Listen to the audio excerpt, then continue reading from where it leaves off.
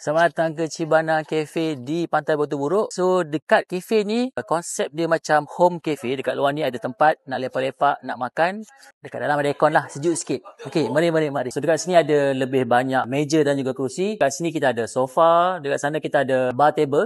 Kalau nak order, dekat sini boleh order. Kita punya keistimewaan kita ada pelbagai menu matcha. Dan dekat sini kita ada pelbagai makanan. So, ni keadaan rumah sebelum kita akan jadi kafe. By the way, dekat atas kita ada meja juga. Boleh dine in dekat atas ni. Dan kita juga ada outdoor dekat luar ni juga. Dekat sini pun boleh juga kalau nak lepak. Kita boleh letak meja lah. So, best seller kita, of course, kita ada strawberry matcha latte. Untuk kopi, saya recommend buttercream latte. Kita ada mocktail. Kita juga ada menu nasi, buttermilk, chicken rice, hot chicken tenders dan kita punya crispy chicken burger. So ni kita punya ice cream matcha strawberry, ice cream perisa matcha kita pakai powder neko-neko, kemudian ada syrup strawberry. Ni nak mana ni?